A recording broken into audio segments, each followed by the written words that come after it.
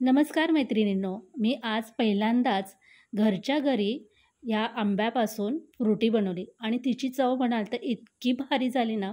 अगदी आपण दुकानातून जी फ्रुटीची बॉटल आणतो की नाही, अगदी त्याच चवीची, त्याहूनही जास्त छान चवीची ही फ्रुटी तयार झाली.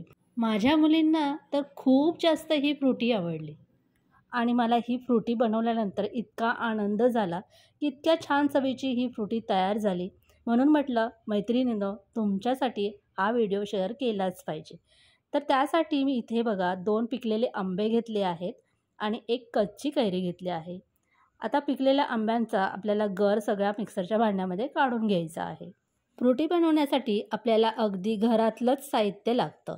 तर आता कसं आंब्याचं सीझन चालूच आहे, आंबे भरपूर प्रमाणात मार्केटमध्ये आहे आणि कैऱ्यासुद्धा आहेत. म्हणून आपण घरच्या घरी अशी फ्रुटी एकदा तरी बनवून बघायला काहीच हरकत नाही आणि एकदम नॅचरल आहे. आपण घरच्या घरी बनवतो त्यामुळे की नाही अगदी फ्रेशसुद्धा ही फ्रुटी आपल्याला प्यायला भेटते.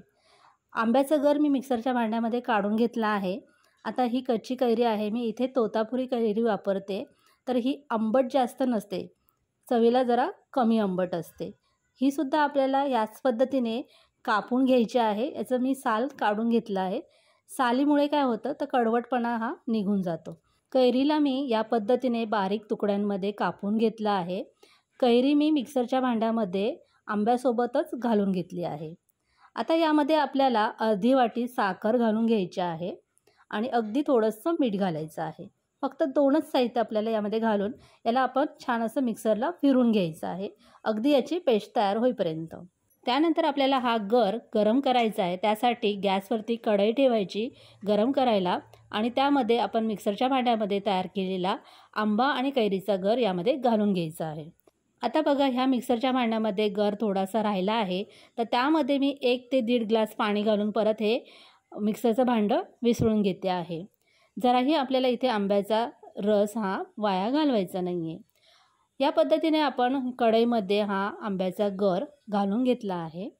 आता एखादा चमच्याच्या साहाय्याने आपल्याला याला ढवळत राहायचं आहे. हा गर आपल्याला थोडासा 5 ते 7 मिनटासाठी फक्त शिजून घ्यायचा आहे. या पद्धतीने आंब्याचा हा गर तुम्ही शिजवून ठेवला तर 8 ते 10 दिवस हवाबंद बरणीमध्ये भरून ठेवला तर व्यवस्थित टिकतो.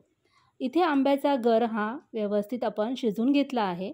आता गॅस बंद केला आहे आणि हा गर आपल्याला पूर्णपणे थंड करून घ्यायचा आहे.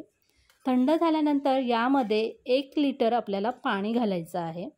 आता मी तुम्हाला लगेचच ही फ्रुटी तयार करून दाखवणार आहे, म्हणून मी लगेचच यामध्ये पाणी घालते आहे. पण जेव्हा तुम्हाला कधी ही फ्रुटी बनवून प्यायची असेल तेव्हा तुम्ही त्यामध्ये पाणी ॲड करायचं, थंड पाणी घालायचं आणि काही बर्फाचे तुकडे घालायचे आणि लगेचच तुम्ही ही फ्रुटी पिण्यासाठी तयार होऊ शकते. तर यामध्ये मी 1 लिटर पाणी घातलं आहे आणि छान असं ढवळून घेतलं आहे. काही बर्फाचे तुकडे घातले आहे, ज्यामुळे ही फ्रुटी मस्त अशी थंडगार तयार होईल.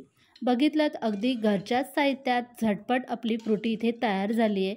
मार्केटमधून आणलेलं कोल्ड्रिंक हे कितीतरी दिवसांपूर्वी बनवलेलं असतं.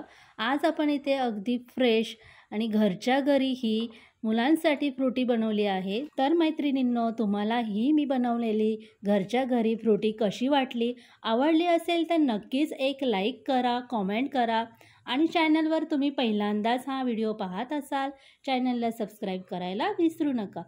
पुन्हा भेटूया अशाच एक छोट्याशा रेसिपीमध्ये. तोपर्यंत बाय.